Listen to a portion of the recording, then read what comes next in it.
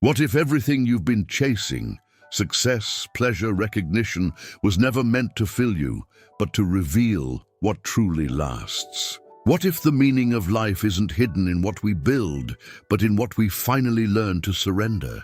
Few texts dare to confront the human heart with such honesty, and none do it with the brilliance of Solomon. Ecclesiastes is not a cry of despair. It's a whisper from eternity, calling you to wake up from the illusion of permanence. You're about to walk through one of the most misunderstood books ever written. A king who had it all, wisdom, wealth, power, stripped life bare, and asked the question everyone avoids: what's left when you lose everything you can't keep? These words don't flatter. They expose. They don't promise comfort. They offer clarity. And if you have the courage to listen, they'll change how you see time, success, and even God himself. This isn't just ancient philosophy, it's a mirror. Every verse confronts our age of distraction, our obsession with doing more, owning more, becoming more, and asks, why? You'll feel Solomon's voice echo across the centuries, piercing through the noise of modern life. All is vapor, not because it's meaningless, but because it's fleeting. Because you were made for something that doesn't end, so stay. Don't click away, don't scroll past. Let this text disturb your comfort and awaken your peace. Behind every word, there's a divine secret waiting to be uncovered. A wisdom that turns frustration into freedom and restlessness into revelation. What Solomon found at the end of everything may be the truth you've been running from all along. And as we begin this journey through the Book of Ecclesiastes, open your heart. Because what's coming next isn't just about Solomon, it's about you and the eternal story hidden inside every fleeting moment of your life. Before we continue, if you enjoy our videos and feel that they have blessed your life, like and comment, even if it's just a amen. This makes a huge difference in helping this content reach more people and impact lives. If you are not subscribed yet, take the opportunity to subscribe, turn on notifications, and share with your loved ones. This way, YouTube will get to know you better and suggest even more videos like this to help you on your faith journey. Help spread this message of faith and hope. Every like, comment, and share strengthens this work, which we do with all our love to build up your life. Together, we can reach even more hearts. Continuing, Solomon looked at the world and saw that everything sooner or later fades. The Hebrew word he used, hevel, means vapor, something that appears, shines for a moment, and then dissolves. That word carries the tone of a sigh, not of despair, but of lucidity. He wasn't saying that life is useless. He was saying that life is fragile. The greatest wisdom begins when a man faces the limits of his own existence and learns to see God in every breath. Many confuse vanity with superficiality, but Solomon spoke of transience. He wasn't mocking life, he was unveiling its brevity. He saw kings rise and fall, generations come and go, and understood that the only thing that remains is what is rooted in eternity. Everything else is temporary, like a shadow at sunset. The time of man is short. The meaning of God is infinite. And this contrast is what awakens spiritual clarity. Solomon teaches that the problem is not having dreams, but expecting them to last forever. The wise man knows that joy fades, pain fades, fame fades, but God remains. The soul matures when it learns to celebrate without clinging.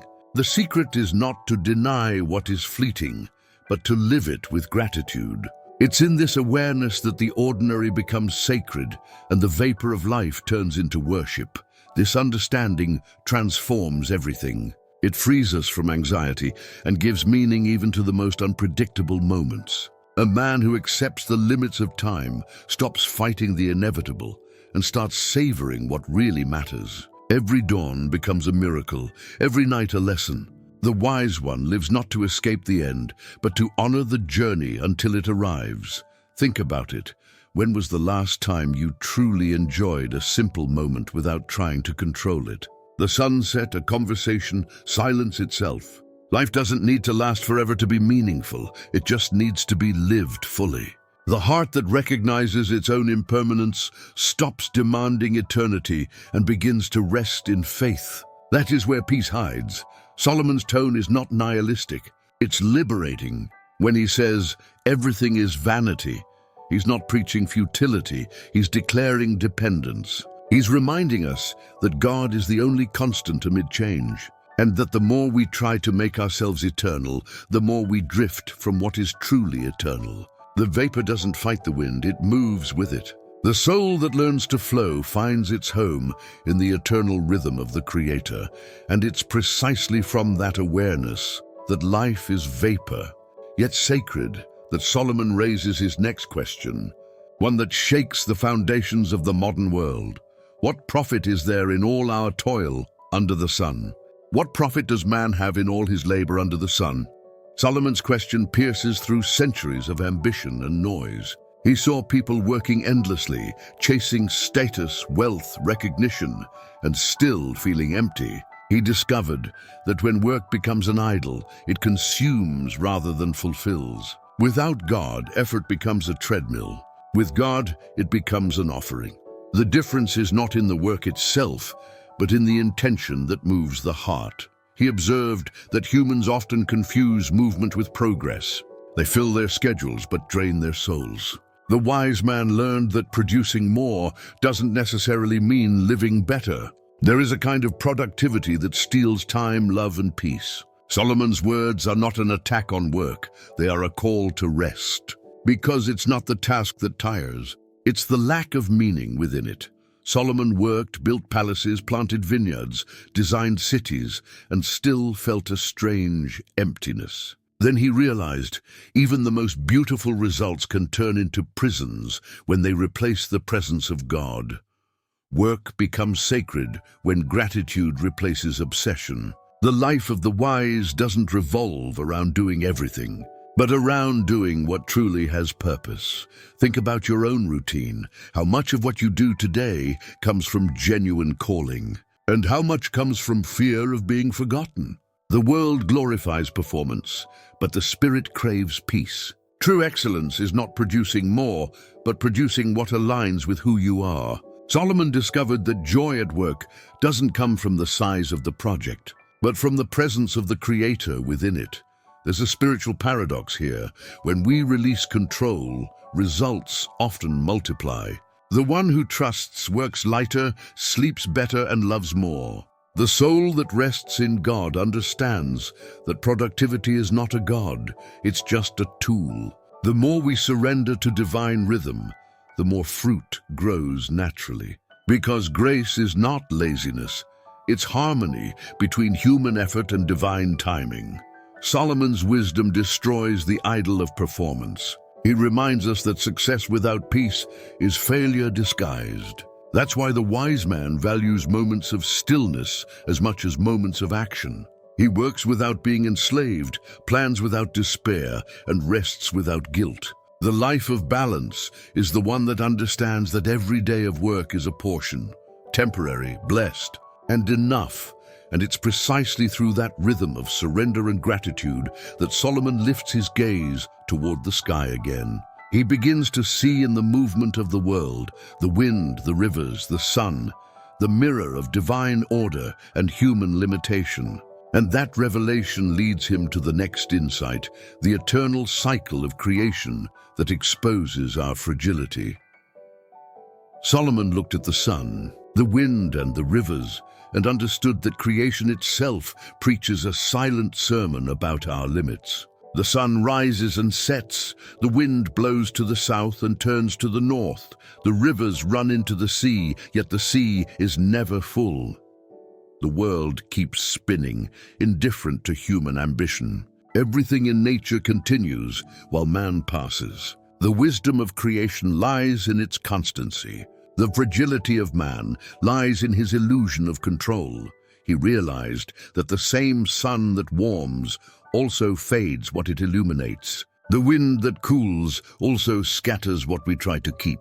The rivers that nourish also erode. Solomon saw in these movements the reflection of life itself. Everything flows, everything returns, nothing is truly possessed. The soul that resists this rhythm suffers. The one that surrenders finds peace, because humility is the gateway to the eternal. In a time when people idolize progress, Solomon dismantles the myth of infinite growth. He understood that not everything that evolves improves, and not everything that multiplies blesses. The time of the earth and the time of the spirit are different clocks. The wise man learns to walk at the pace of the Creator, not of the crowd. What appears to be slowness is often precision. What feels like stagnation is often preparation. Nature does not rush, yet nothing in it is left undone. The sun rises at the right hour, the tides obey the moon, and the seasons teach patience. Solomon invites us to learn from creation.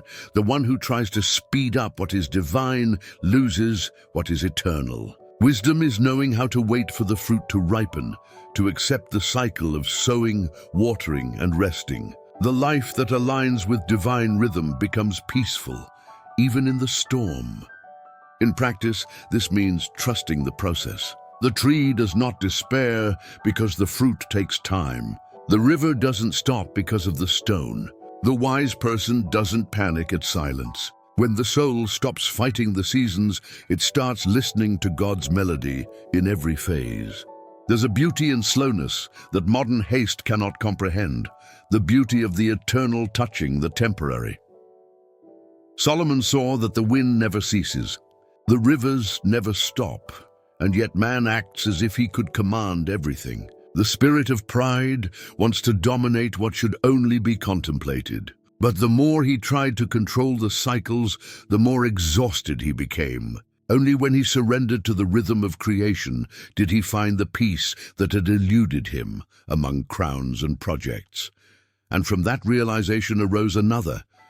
If the cycles of nature reveal our limits, then the hunger that drives us beyond them reveals something deeper, the insatiability of the senses. For what does it matter if the eyes see or the ears hear, if the soul within them is never satisfied?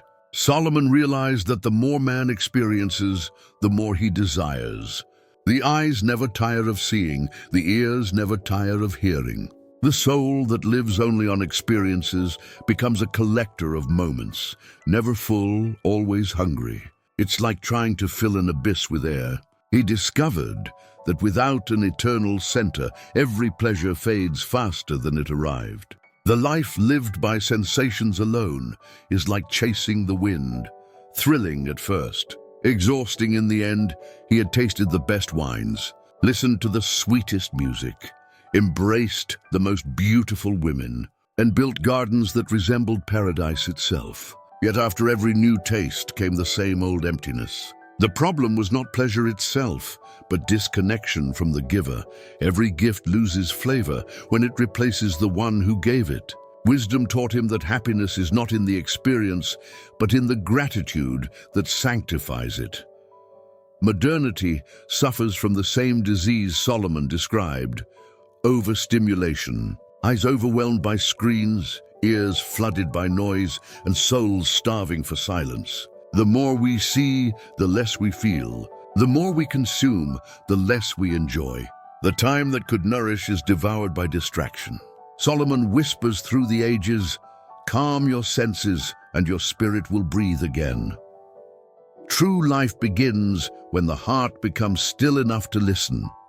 In practice, this means simplifying the appetite. Enjoy what you have without needing to multiply it. Savor the simple coffee instead of chasing luxury. Listen to the silence between words instead of rushing to fill it.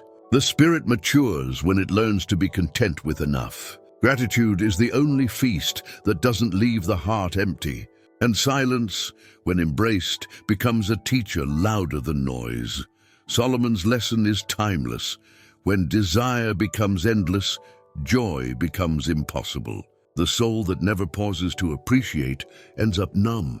That's why he points to the source of peace, not in what is new, but in what is eternal. Because novelty satisfies curiosity. Eternity satisfies the heart. The wise man stops chasing new sensations and starts cultivating old meanings. What endures has more power than what dazzles. He understood that human hunger cannot be cured by earthly bread. The eyes and ears will always want more, but the spirit longs for the infinite. The life that finds its joy in God stops being a chase and becomes a walk. The one who sees through divine eyes perceives beauty in the ordinary and music in the silence. The search doesn't end. It transforms into worship. And that's when Solomon said what so many have repeated without understanding: there is nothing new under the sun.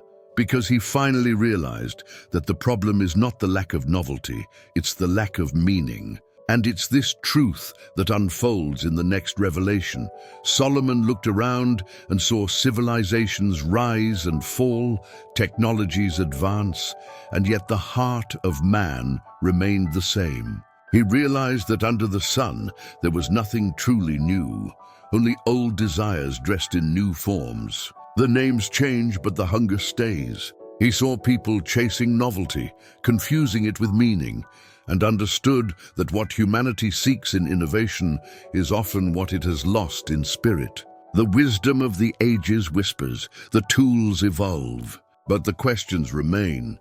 He observed how each generation believes it's living something unprecedented, yet repeats the same dramas: love and betrayal, birth and death, ambition and fatigue. The faces are new, but the stories echo. The time of man is circular. Only the truth of God stands linear and firm. Solomon realized that the world spins endlessly, trying to find what it has never lost: the divine breath that gives life meaning. The tragedy is not that nothing changes. It's that no one remembers. Think about it. We build faster machines, smarter systems, louder voices, but we still cry for the same reasons. We still long to be seen, understood, forgiven. The soul doesn't evolve through inventions. It grows through humility. Solomon saw that progress without wisdom is just acceleration toward the same emptiness. The wise don't reject the new. They redeem it. They bring eternity into the present moment. The search for novelty hides a deeper fear: boredom. And boredom is not the absence of entertainment. It's the absence of purpose. The heart that doesn't know why it lives will always need something new to distract it. Solomon invites us to stop chasing constant reinvention and start rediscovering the sacred in repetition. The sunrise that seems ordinary to the distracted is revelation to the spiritual. In practice, this means living with awareness instead of autopilot. Every day that looks the same becomes new when the consciousness awakens. The life of faith is not a sequence of fireworks, but a steady flame. The time between miracles is not emptiness, it's preparation. When the heart stops chasing novelty, it starts recognizing miracles that were always there.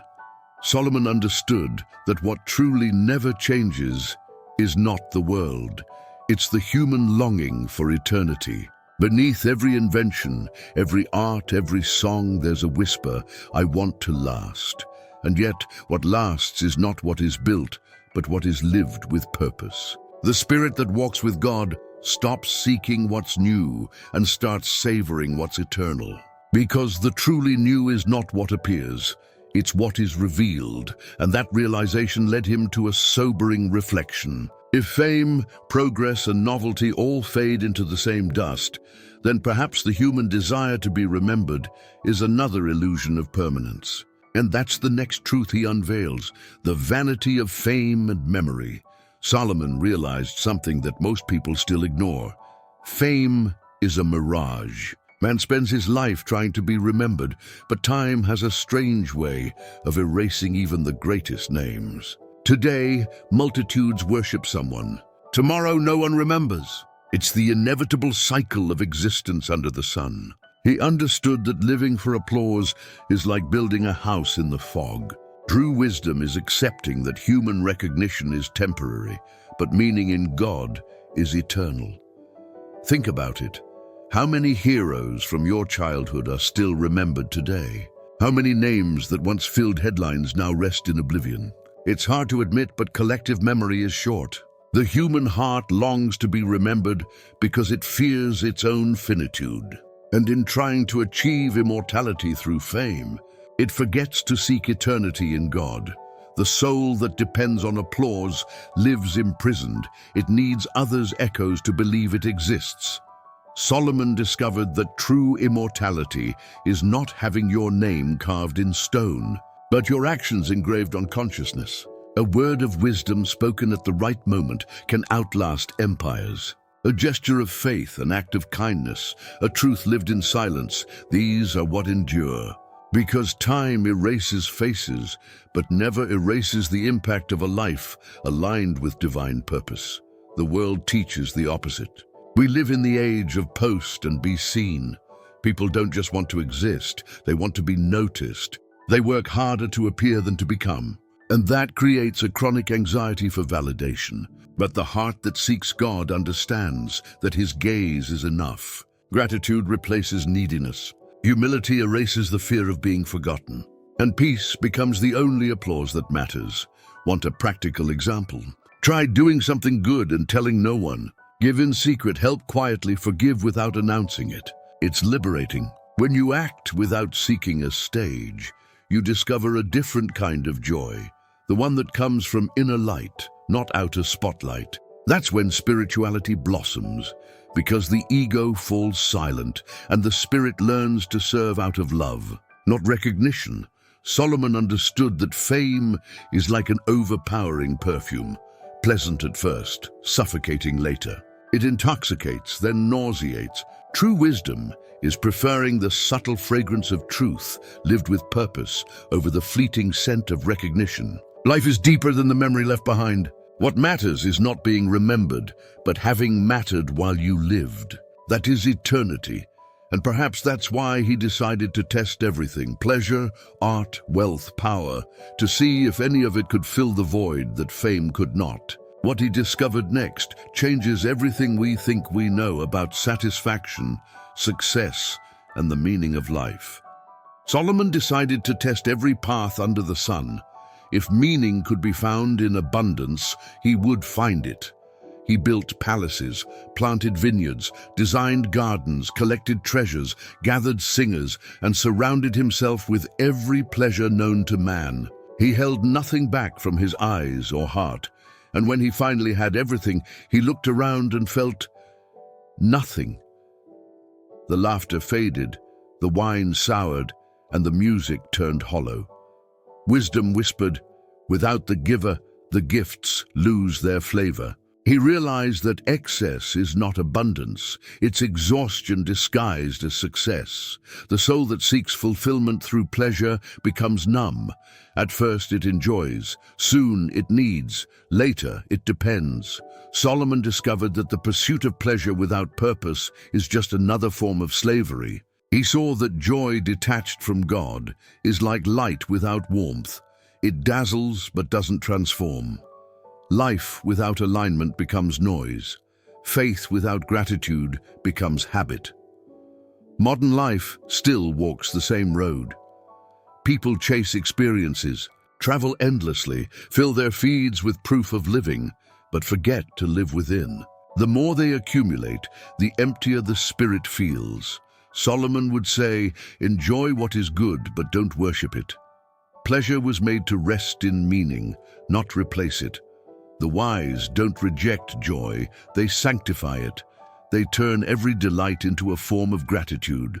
Think of the practical side. Eat what nourishes, not what numbs. Build what serves, not what shows off. Read books that challenge you, not only those that agree with you. Enjoy art, laughter, and rest, but hold them lightly. When the heart learns to delight without clinging, peace returns. Wisdom teaches that moderation isn't deprivation. It's liberation from the illusion that more means better. Solomon understood that power is even more deceptive than pleasure. He ruled nations, commanded armies, shaped history, and still couldn't command the soul. Authority without humility turns kings into prisoners of their own image. He discovered that the higher you climb without God, the lonelier the air becomes. Faith isn't opposed to greatness. It purifies it. It turns position into purpose and command into calling. He looked at all he had built and said, "All of it is vanity, a chasing after the wind." Yet even in that sigh there was light, because in the ashes of disappointment, wisdom was born. When the soul reaches the top and still feels empty, it begins to look upward. And that's where meaning finally descends. For it's only when the heart exhausts all substitutes that it becomes ready to meet the source. And from that realization rises his next reflection. If wisdom itself is greater than folly, but still ends in death, then maybe knowledge alone cannot save us. That question opens the door to his next revelation. Solomon compared the wise and the fool and concluded, wisdom is better. It shines like light in darkness. It prevents falls, reveals paths, brings discernment. But then he saw something that unsettled him. Both the wise and the fool die. The same time swallows both. The same dust covers both names. And he realized that wisdom may guide life, but it cannot conquer death.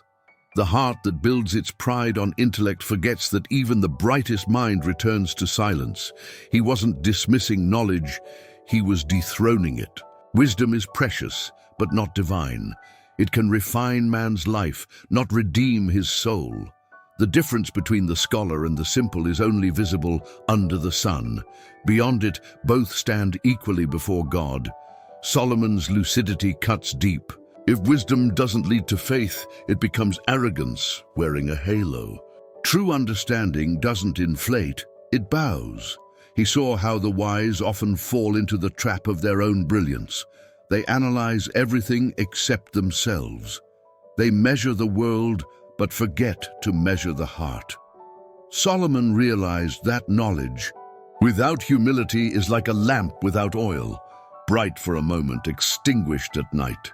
The spirit that depends solely on intellect builds towers of logic that collapse at the first tremor of mortality.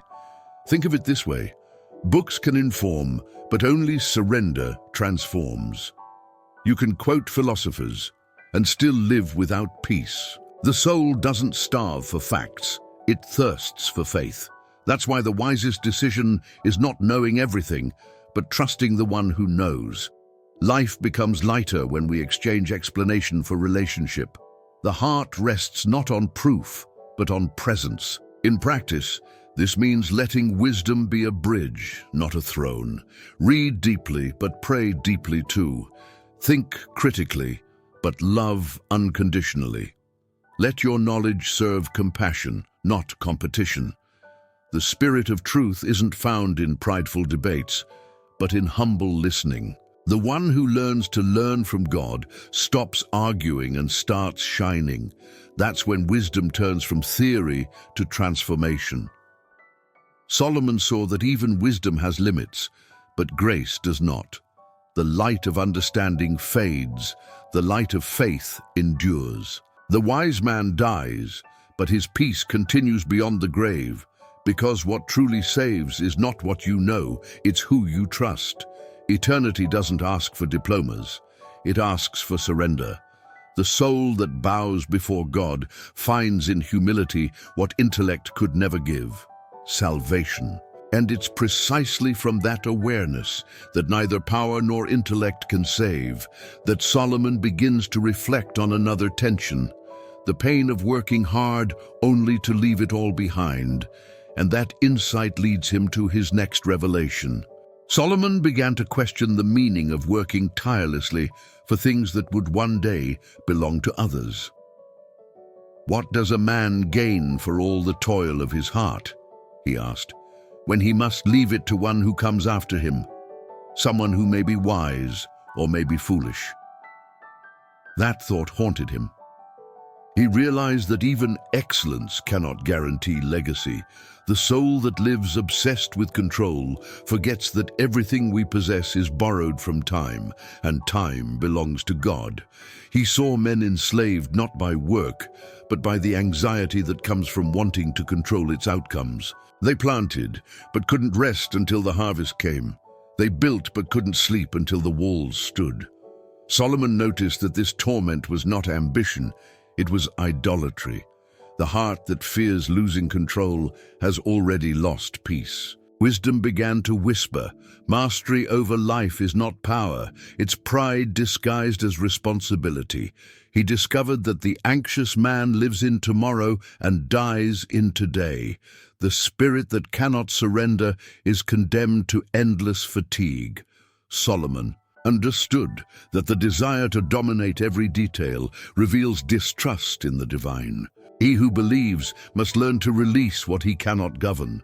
When we stop playing God, we start experiencing His rest. The life that flows with grace finds serenity even in unfinished work. Think about this practically. Plan, but don't obsess. Save, but don't idolize security. Prepare, but don't panic. The wise one does everything as if it depended on him, but sleeps as if it depended on God, because it does. Anxiety doesn't prevent tragedy, it only steals presence. When we replace worry with worship, tension gives way to trust. The harvest may delay, but faith never fails. Solomon admitted that even at night his heart found no rest. That's the insomnia of the controlling soul. He realized that the need for total certainty is the most subtle form of unbelief. To surrender is not to be passive, it's to recognize that God governs what we cannot. True freedom begins when we exchange control for confidence, and peace becomes our inheritance. The wise man learned to see daily labor as a gift, not a guarantee. When work is seen as worship, anxiety dissolves into gratitude. The soul that trusts accepts that some things must remain mysteries. Not every seed needs your supervision. Not every result needs your control. Because what comes from God never slips through human fingers. It arrives in His time, not ours. And that's when Solomon begins to notice something subtle, the cure. For that anxious heart is not grand revelation, but simple joy. The joy of seeing life as a daily portion, not as a conquest. From there, he introduces one of his most beautiful discoveries.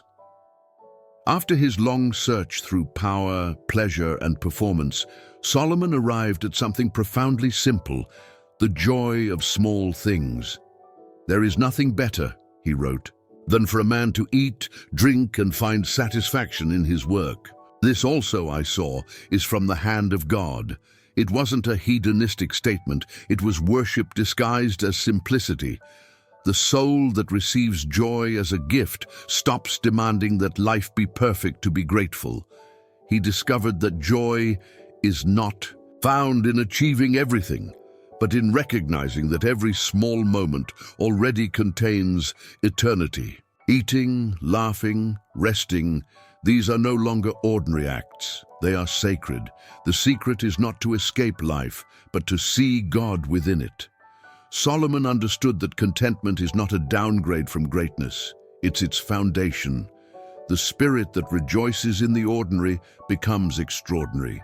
In a world obsessed with more, this message sounds revolutionary. People chase exotic pleasures, luxury meals, dream vacations, and yet forget to savor a simple meal shared in peace. Solomon saw that the richest table is not the one with gold cups, but the one where hearts are full. The wisdom of joy lies not in its quantity, but in its awareness. To receive what you have as a gift is to transform the mundane into miracle. Think of it in daily practice. Say thank you before you eat. Celebrate when the sun rises. Rest without guilt. Listen when someone speaks to you. Truly listen. The life of the wise is not a search for endless novelty, but a constant rediscovery of grace. Joy is not the result of perfect circumstances. It's the result of a grateful heart. The one who rejoices in little receives much. Solomon realized that even laughter becomes deeper when it flows from faith. The smile of the thankful doesn't deny pain, it redeems it. Gratitude turns the bitter into lesson, the loss into offering, and the ordinary into worship. The world may call that naivete, but heaven calls it wisdom. Because the soul that celebrates in the small receives peace that the world cannot imitate. He teaches that time itself becomes sacred when lived with gratitude. The wise person stops dividing days between good and bad and starts seeing all as grace. Every moment, joyful or hard, becomes a piece of eternity shaping character. The heart that practices thankfulness no longer fears the unknown. It trusts the hand that gives and takes away. Gratitude transforms survival into celebration. And from that place of gratitude, Solomon begins to perceive something greater. If there is a time for joy and a time for pain, then maybe every moment has its divine purpose. That revelation leads him to one of the most poetic truths in all. Scripture, the secret of living in harmony with time itself. Solomon's gaze turned toward the rhythm of existence, and he saw a hidden beauty behind every change. To everything there is a season, he wrote, a time to be born and a time to die, a time to plant and a time to uproot, a time to weep and a time to laugh. The wise man realized that peace is not found in resisting time, but in discerning it. The one who lives in harmony with divine timing walks with serenity, even through storms. Because what comes from God arrives neither early nor late, it arrives perfect. He saw that man's greatest suffering comes from forcing seasons. We demand spring during winter, harvest before sowing, laughter without tears. But the soul that learns to trust time begins to recognize that every delay carries purpose, every silence hides preparation. The one who surrenders to the divine clock stops living in frustration and starts living in faith. Waiting ceases to be torment and becomes worship. Solomon understood that God placed eternity in the human heart, a longing that nothing finite can fill. That longing makes us restless until we remember our source. The wisdom of time is not about counting days, but about perceiving purpose in them. To live wisely is to walk aware that even what seems meaningless is part of a larger choreography. The life of the wise isn't faster, it's fuller. Think about your own story. How many moments once felt like loss, but later revealed themselves as protection? How many doors you wanted open, but God closed to save your purpose?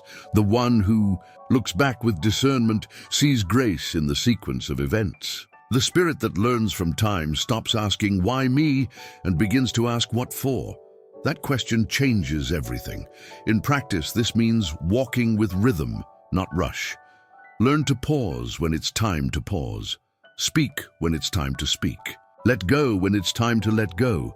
Wisdom doesn't deny emotion, it directs it. The one who discerns seasons stops comparing paths because he knows every journey blooms differently. The heart that walks with God stops envying others' pace and learns to celebrate its own season. Solomon's reflection reminds us that eternity touches time through obedience. When we align with divine rhythm, even pain gains meaning. The tears of today water the joy of tomorrow. The cycle of life, once feared, becomes sacred. The soul learns to dance with time instead of fighting it. That's when peace ceases to be a concept and becomes a constant companion. And yet, while he admired the beauty of divine timing, Solomon noticed something that disturbed him deeply: the delay of justice. He saw the wicked prosper, the righteous suffer, and asked the question that echoes through centuries: if God governs time, why does evil still seem to win? Solomon looked at the courts of his day and saw corruption thriving where righteousness should reign. "Under the sun," he said, "I saw wickedness in the place of judgment." His heart burned at the sight of injustice going unpunished. Yet as his wisdom matured, he realized something profound. Delayed justice is not denied justice, it is divine patience. God's silence is not absence, it is strategy. The life of faith must learn to wait for heaven's verdict. He began to understand that while man judges by the hour, God judges by eternity. The spirit of vengeance belongs to man, but the balance of justice belongs to God. When evil seems to prosper, it's only a matter of time before truth reclaims its throne. The delay is not weakness, it's mercy, giving space for repentance. The wise learn to rest, knowing that the judge of all the earth always does what is right. Solomon's frustration mirrors ours. We see injustice at work, in politics, in relationships, and we cry out, "Where is God?" But faith reminds us, He is not late, He is thorough. His judgments are not impulsive, they are perfect. The soul that understands this stops seeking revenge and starts praying for redemption. Because the one who trusts divine justice sleeps better than the one who fights for personal retribution. Think of this practically. Forgive even when you're right. Do good even when it's unnoticed. Stay honest even when corruption seems to win. Wisdom doesn't negotiate integrity.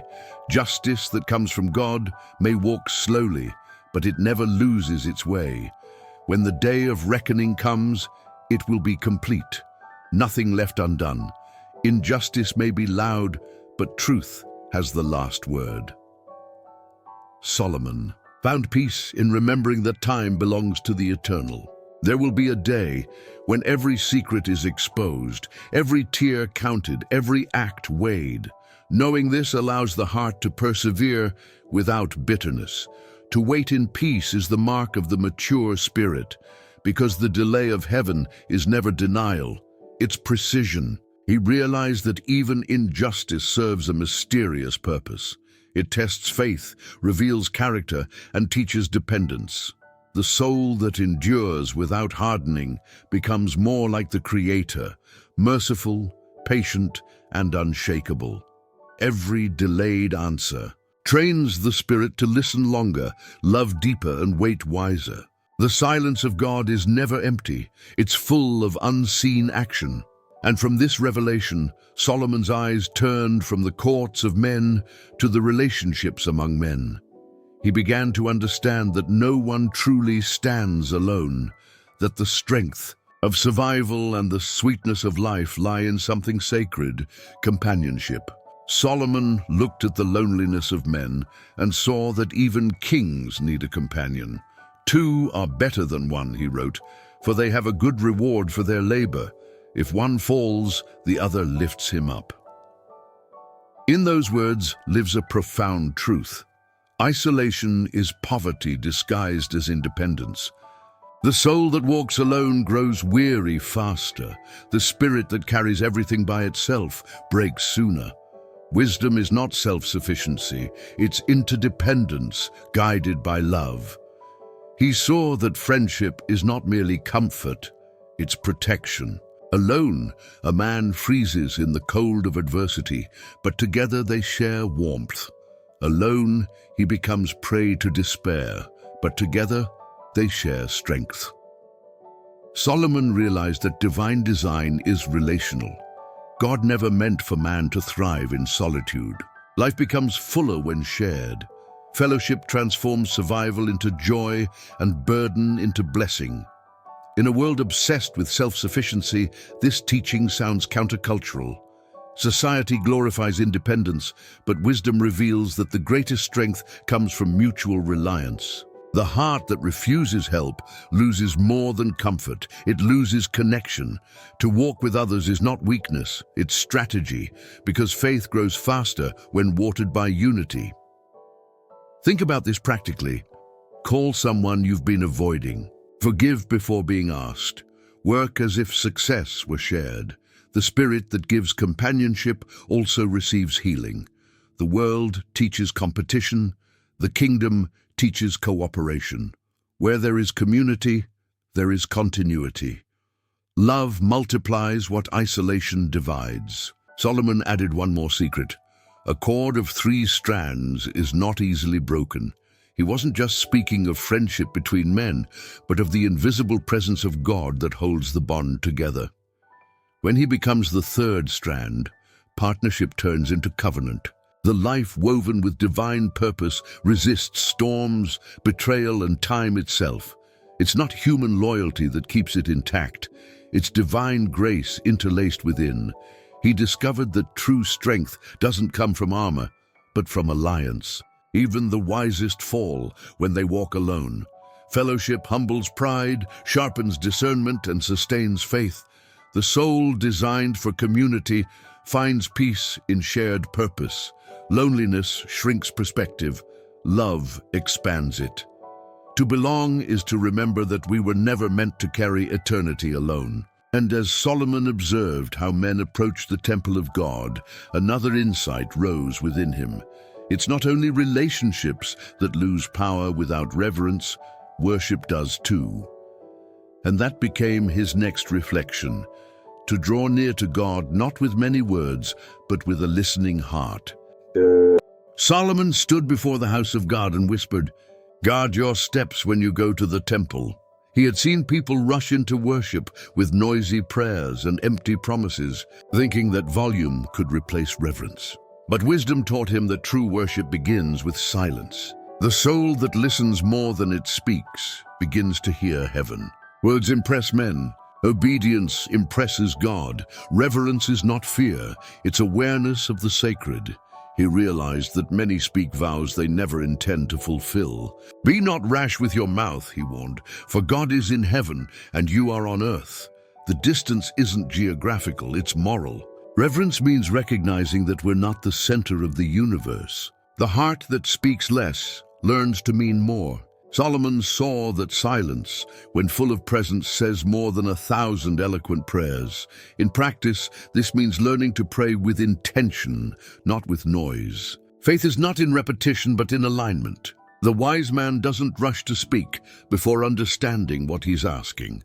He doesn't promise before counting the cost. The life that honors God does so not in speech alone, but in action afterward. Every fulfilled promise becomes a song louder than words. Solomon saw that worship without reverence becomes performance. The spirit that treats the sacred casually loses sensitivity to it. Reverence is not a ritual, it's recognition. It's remembering who we're talking to. When God is treated as holy, even the simplest prayer becomes profound. When he's treated as common, even the grandest ceremony becomes empty. The wise keep their hearts bowed even when their lips are still. He taught that it's better to listen than to speak hastily. Because listening reveals alignment, speech reveals impulse. The soul that listens to God begins to discern his whispers in daily life. Every command heard becomes an opportunity for transformation. Obedience turns prayer into partnership. That's when worship stops being obligation and becomes revelation. Solomon knew that reverence extends beyond the temple. It's not confined to walls of stone, but to the heart itself. Every act done with awareness becomes worship. Every silence filled with presence becomes prayer. Reverence transforms ordinary life into sacred rhythm. The wisdom of stillness becomes the doorway to hearing divine guidance clearly. And from that posture of reverence, Solomon turned his gaze again toward another illusion that plagued humanity: wealth. He saw how men who loved gold lost sleep and how those with less often slept sweeter. And in that contrast, he revealed a truth that every generation still needs to hear. Solomon had seen both wealth and poverty, and he noticed something that few dare to admit. Riches can make a man sleepless. "Whoever loves money never has enough," he said. He realized that greed is not about possession but obsession. The soul that worships gold becomes enslaved by it. The more it gains, the more it fears losing. Wisdom revealed that wealth without peace is just anxiety in disguise. True prosperity is not measured in coins, but in contentment. He observed how wealth multiplies not only luxury, but worry. Where goods increase, so do mouths to feed, taxes to pay, and thieves to fear. Solomon saw that the rich man lies awake calculating risks, while the laborer sleeps soundly after an honest day's work. Life becomes bitter when guarded by fear. The spirit that rests in gratitude knows a richer sleep than any bank can afford. The tragedy, Solomon found, is that money promises control, but delivers dependence. Those who live for profit forget the pleasure of peace. Faith is the cure for that illusion. It teaches that the giver, not the gift, is the source of security. The man who trusts God doesn't panic at market shifts. His soul is invested in eternity. When gratitude replaces greed, even little becomes enough. In practical terms, Solomon teaches us to treat money as a servant, not a master. Work diligently, save wisely, give generously, and rest deeply. Wealth that flows blesses. Wealth that stagnates poisons. The heart that learns generosity finds joy money can't buy. The one who gives learns that security doesn't come from accumulation, but from alignment with divine purpose. He noticed, too, that riches attract spectators more than friends. People come for gain, not for grace. When fortune fades, so does the crowd. The life built on possessions collapses when the wind changes. But the one anchored in God stands firm even when the world trembles. The sweet sleep of the humble is worth more than the restless dreams of the rich. Solomon's insight is not condemnation, it's liberation. He doesn't say money is evil, he says obsession is. The wisdom of balance is rare. To have enough to bless others, but not so much that it blinds you.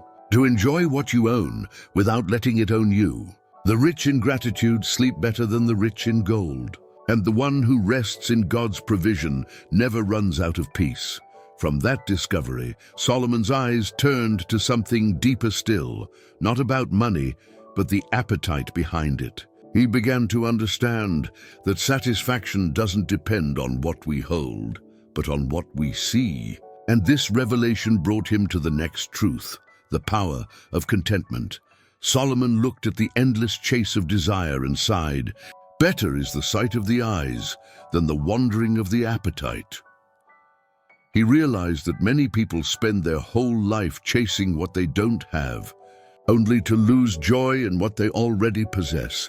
The restless soul is like a traveler who never unpacks his bags, always moving, never arriving.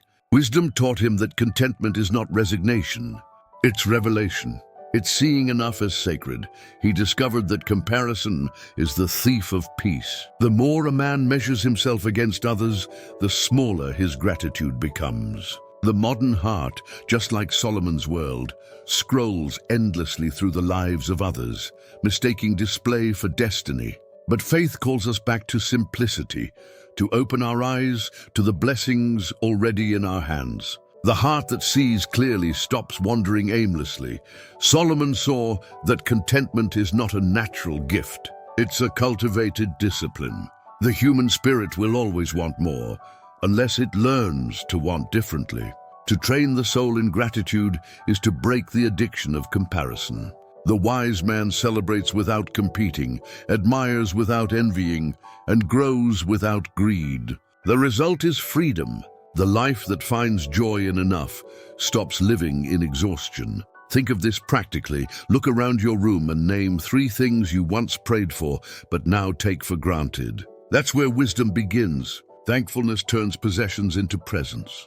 The poor in spirit are not those with less, but those who appreciate more. When you stop craving the next thing, the moment you're in becomes beautiful. That's when contentment turns into worship.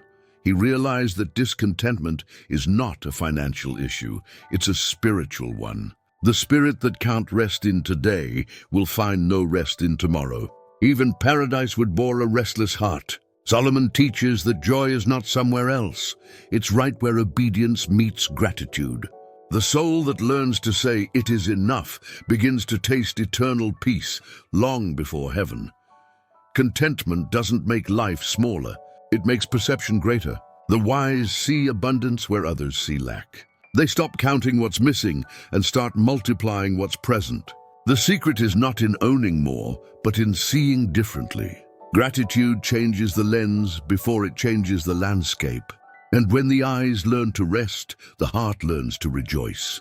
And as Solomon meditated on satisfaction and simplicity, he turned his eyes to the one place where silence teaches more than speech, the house of mourning.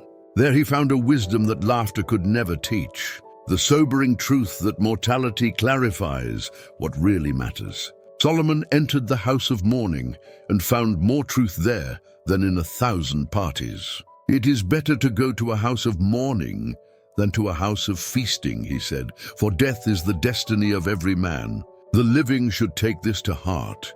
He realized that laughter entertains, but grief enlightens. The soul grows more in sorrow than in excess. Wisdom matures not in the noise of celebration, but in the silence of reflection. He saw that the joy of fools fades with the echo of their laughter, but the sadness of the wise leaves fruit that endures. The heart that contemplates mortality becomes humble. The one who looks at the end learns how to live the middle better. Life gains depth when we stop fearing its brevity. The awareness of death doesn't steal joy, it refines it. It teaches the spirit to treasure what truly matters. In a culture that fears discomfort, Solomon's words sound strange. But grief is not cruelty, it's clarity. The soul that faces pain with faith transforms it into wisdom. The one who avoids sorrow never discovers depth. The house of mourning is not a place of despair. It's a classroom for eternity. It reminds us that our time is short and that love, integrity, and faith are what truly outlast us. He noticed how people chase distractions to forget their limits. Endless entertainment, noise, and rush. But the wise pause. They look at the casket and remember everything under the sun is temporary. The spirit that accepts mortality begins to live with purpose. Death stops being an enemy and becomes a mentor. The brevity of life makes every moment precious, every breath sacred. Practically speaking, Solomon invites us to live intentionally. Say the words you've been postponing. Forgive faster. Hug longer. Laugh with those you love while you can. Every goodbye reminds us that presence is the greatest gift. Wisdom is not found in escaping pain, but in embracing it with perspective. The life that understands the end becomes richer in the middle. He also understood that patience grows best in the soil of loss. Pride breaks there. Compassion blooms there. The soul that has cried deeply becomes gentler with others' pain. Mourning teaches empathy, the ability to feel with, not just for. The wise know that tears are not weakness. They are worship in liquid form. Every tear surrendered to God becomes a seed of healing. And from that place of humility, Solomon perceived another danger, one not of sorrow, but of imbalance. He saw how people swing between extremes, some too righteous to be human, others too reckless to be free. And from that tension, he spoke about the virtue that protects the wise from both ends. Solomon warned, "Do not be overly righteous, and do not be overly wicked. Why should you destroy yourself?" At first, this sounds contradictory, but it is wisdom in its purest form. He wasn't encouraging mediocrity. He was teaching balance. The soul that lives in extremes, whether moral arrogance or reckless indulgence, eventually collapses. The middle path is not compromise. It's discernment guided by faith. He saw that moral pride can be as deadly as moral decay. Those who boast of their purity fall into the same trap as those who boast of their sin, self-centeredness. God is not impressed by our extremes. He is moved by our humility. The heart that fears the Lord walks straight, not stiff. The one who loves balance loves peace. Righteousness without compassion becomes cruelty. Freedom without restraint becomes chaos. Solomon understood that even good intentions can become idols when detached from grace. The one who tries to be perfect without God becomes unbearable to others and miserable to himself. The spirit of balance doesn't justify sin. It embraces mercy. It doesn't reject truth. It tempers it with love. That's why the wise are gentle. They know that justice without kindness wounds, and kindness without justice weakens. Think of this in practice. Work hard, but rest deeply. Speak truth, but with tenderness. Pursue excellence, but allow imperfection to teach you. The life lived in balance glows quietly. It doesn't burn out in extremes. Solomon's point is not to live halfway. It's to live wholly. The soul that knows when to pause, when to push, when to yield, and when to stand has found harmony under the sun. He saw that fear of the Lord is the compass that keeps us from extremes. Reverence is what anchors the heart in sanity. Without it, even wisdom turns into vanity. The one who walks humbly with God lives freely, not pulled by pride, nor enslaved by indulgence. The spirit that abides in balance becomes unshakable because it rests on eternal stability. This teaching dismantles the illusion of control over righteousness. We don't sustain wisdom, we receive it. The wise don't boast in morality. They walk in mercy. They understand that perfection belongs only to the Creator, and peace belongs to those who trust Him. Faith turns balance into beauty. Every step taken in humility becomes a step closer to holiness. And from that posture of moderation, Solomon turned again toward the unpredictable flow of life. He saw that waiting for perfect conditions before acting leads to paralysis, and that true wisdom learns to move even amid uncertainty. Solomon looked at the mystery of giving and said, "Cast your bread upon the waters, for after many days you will find it again." At first glance, it sounds impractical, throwing away what you have. But it's a metaphor of faith and courage. He teaches that we should act, give, and invest, even when results are uncertain. Waiting for perfect conditions means never moving. The soul that waits for guarantees misses divine opportunities. True wisdom moves by trust, not by sight. He saw that life's unpredictability isn't a curse, it's the stage for God's providence. "Reap with 7, even with 8, he said, meaning diversify your good works, because you don't know which one will bear fruit. The spirit that holds too tightly loses. The one that releases receives. Generosity is not loss, it's sowing. The more freely you give, the freer you become. The life that flows outward never dries up. Solomon understood that fear of uncertainty is the most sophisticated form of laziness. Those who demand absolute clarity before acting end up doing nothing. Clouds will always gather.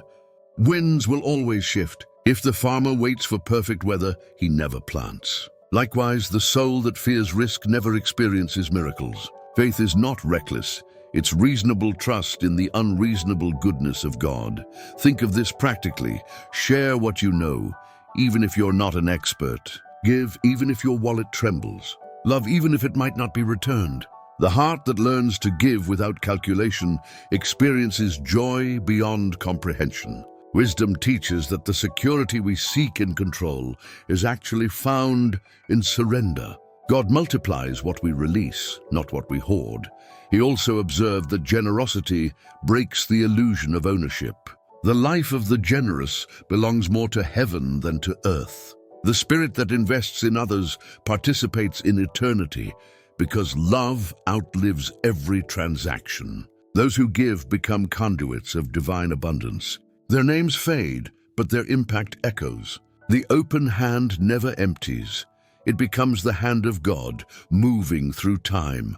Solomon's message is revolutionary in a world that worships safety. He invites us to act, to trust, to let go. The one who waits for the perfect moment never sows. The one who believes plants anyway. Clouds may hide the sun, but they can't stop its light. The soul that walks by faith discovers that divine timing favors motion. God steers moving ships, not anchored ones. And from this call to courage and generosity, Solomon lifts his eyes once more to the horizon of eternity. He begins to summarize the essence of everything he's learned under the sun, that all effort, all beauty, all time finds meaning only when seen through the eyes of reverence. And so, he arrives at his final truth. In the twilight of his life, Solomon's words slow down, but their weight deepens. "Remember your Creator in the days of your youth," he pleads. Before the days of trouble come, he had tasted every pleasure, conquered every kingdom, and tested every philosophy, only to discover that all without God is dust. The old king saw the body weaken, the light fade, and the spirit return to its source. Everything that dazzles under the sun eventually dissolves into time. Only the eternal remains. He paints an unforgettable picture. The silver cord snapped, the golden bowl broken, the pitcher shattered at the fountain. It is poetry of mortality, a reminder that even beauty breaks. But in that breaking, Solomon finds clarity. The soul returns to God who gave it. The dust of life goes back to the earth, but the breath of eternity goes home. That is not tragedy. its fulfillment. To remember the Creator is to remember your origin and your destiny. He concludes, not with despair, but with direction. Fear God and keep His commandments, he declares, for this is the whole duty of man. Not fear as in terror, but reverence, the deep awareness of standing before the infinite.